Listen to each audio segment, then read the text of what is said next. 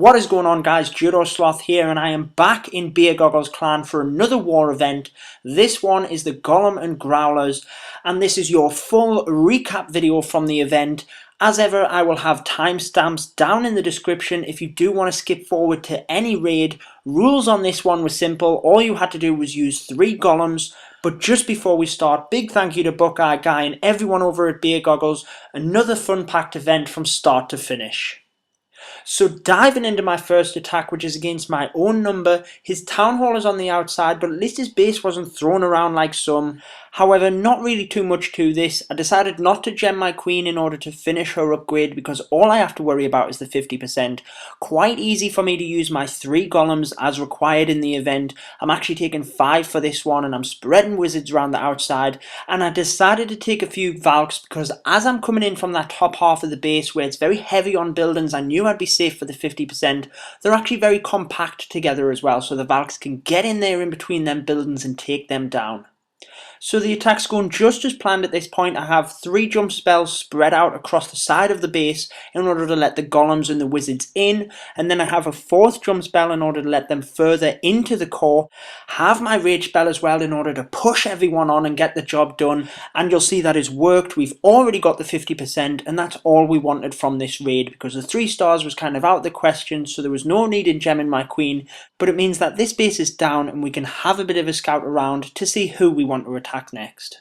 And these events are all about having good fun, so I decided to attack this base. And who wants to take 3 golems when you can take 3 times that amount? This is the 9 golem attack. Now I think if I had have gemmed my queen, this would have been too easy, so I decided to just stick with my king. Went with all earthquake spells to carve a path entirely through this base, obviously opening as many different walls along that path as I could, and you might have guessed that it's all about time. That's how that queen would have been too easy. I did take 1 wizard in my clan castle because I was thinking the king's a bit slow alongside the golems, and thinking too much of saving time, I put my clan castle in next to the corner builder hut, but I wasn't expecting the golems to walk outside of range and leave the wizard behind, so he ends up getting taken down by that cannon, and it's all down to the golems. I do have my king over there taking out the storages, so he's going to be vital in kind of clearing up here, and it is a race against time. These defenses are no match for 9 golems, but can we get this done in time? What do you think, guys? We've still got 2.5 minutes left and we're already coming to the end of the defenses. It's all clean up. It is going to be a close one. And honestly, as I was doing this raid, I really wasn't sure what was going to happen. This was being streamed as part of the event, so we had a lot of anxious people cheering them on. Come on, guys, you can do it. But another glimmer of hope has just been shattered by that wizard tower who took out all of the king's barbarians from his iron fist, and they might have been vital towards the end of this, but they're working their way around. We still have a minute. There's not many buildings left. They will have to go through a wall in order to get to them, but there's plenty of golems and they're not that highly upgraded, so they should get through. Amazingly, they took that builder's hut and then turned around. There's only a few seconds left and this raid is going to come crashing down at 94%, so not quite on this one, but it was good fun, a good waste of dark elixir, and a valiant effort by our golems.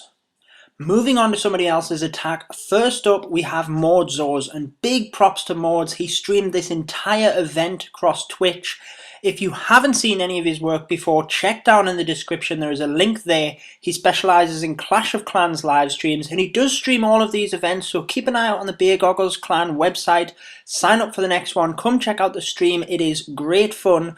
But getting into his attack, it's against their number 1, who is a Town Hall 11, but unfortunately the base was thrown all over the place because we did match a farming clan.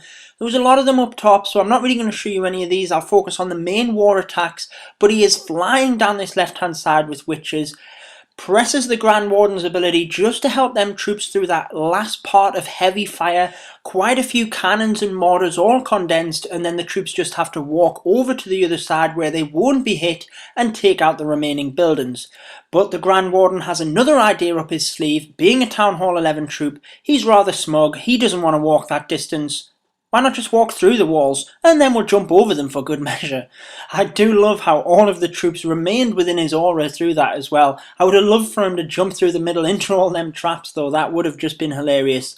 Anyway, finishing up this, 100% 3-star attack on their number one. Good job, Mords, and let's move on to the next one. And I do apologise, guys, there weren't as many real bases, if you will, up top. A lot of these scattered around bases, so I'll not show you too many of them, but I didn't want to completely cut out the guys at the top that did have good attacks. I'll just show you this one by Shineless before we move on to some attacks against real bases. But I just like how he brings enough golems to provide distraction over them defences, and then just floods this base with Valks. All of the defences nice and compact, they can get in there and they're taking them down quick. Before you know it, this base is just gone. So nice job, Shineless. Very odd base, but 3 stars is 3 stars. We will take that. But let's move on to some attacks against real bases. I'd probably say there was 50-50 with farming bases and real bases, and all of these are now Town Hall 9s because the real ones were a bit lower down. So first up we have Nathan. And Nathan is going to start his attack with a queen walk from the west side of the base.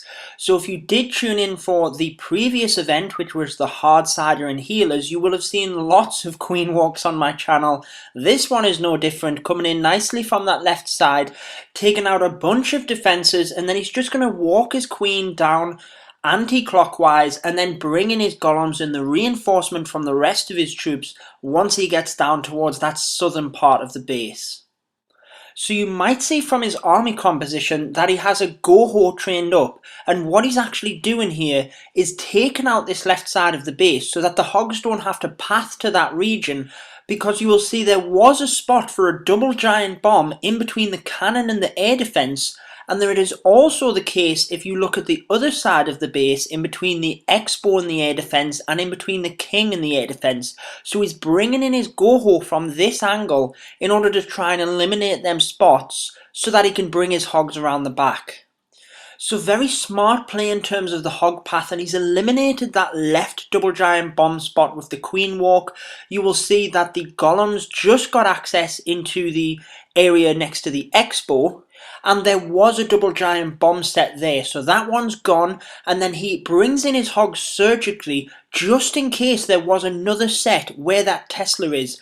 You'll see that there's actually not, but it doesn't matter because he brought his hogs in that manner, had the heal spell, but actually at this stage, because of the queen walk down that other side and bringing in the GoHo from the right, the hogs only had the area in the north of the base to take the defences out, so we're already on to clean up.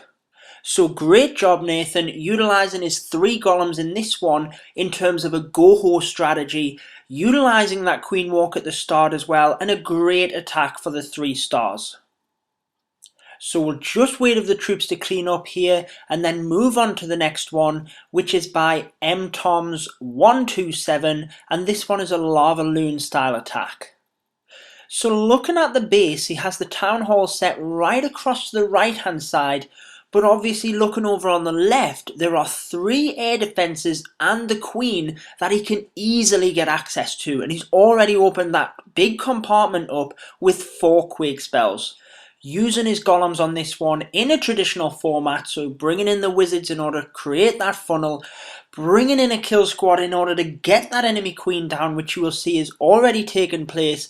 Clan castle troops would normally go down at this phase as well, but you will see that he has already got all 3 of them air defences down within that compartment, so he can bring in his air portion. You'll see he's cutting in the lava hounds in towards that remaining air defense, which allows him to surgically bring in his balloons, coming round in that counterclockwise motion. Rage spell used in order to try and push the balloons to that last remaining air defense. Only problem at this stage I would say is the wizard towers, but as I said, that 2 of them went down, brought in another couple of balloons from the left hand side just to try and sneak in behind the wizard tower, so you didn't have as many balloons in a big group, and the defences at this point are all down, so we're already moving on to clean up.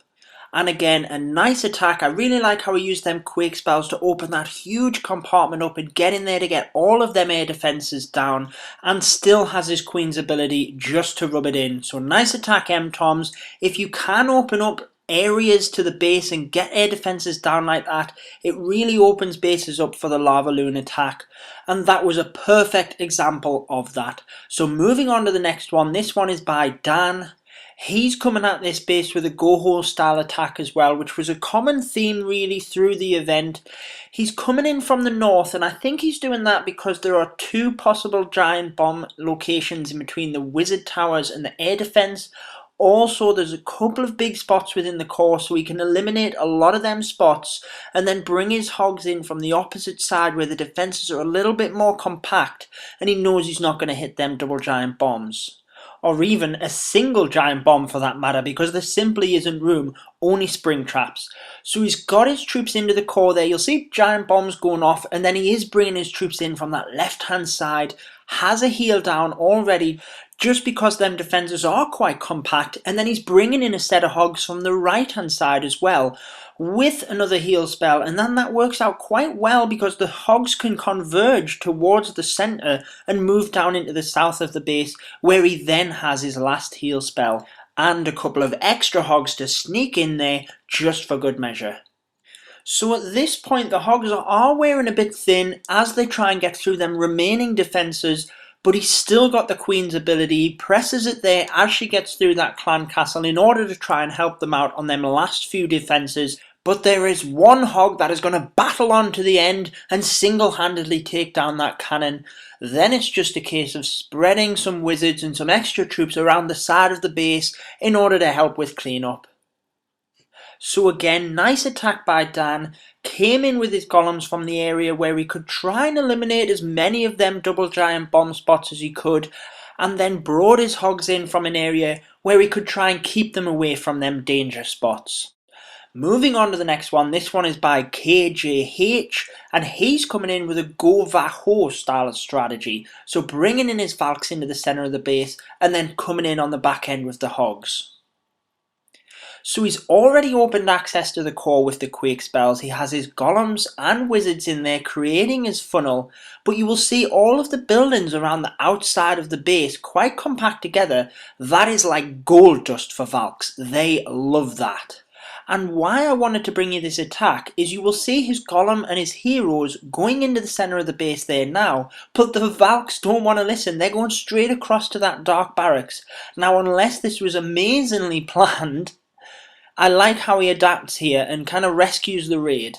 And this is something that comes with experience, because people may just throw their hogs in at this point to try and rescue the raid, but he knows his golems are providing a lot of tankage for his heroes in the centre. They're fine. The Valks are slowly working their way around, and then as they get a bit further around the base and start distracting some more defences, he can then, almost as planned, bring in his hogs from the right hand side, because the Valks are quite tanky on the left. He has the golems in the middle, but I just quite like how he didn't kind of rush.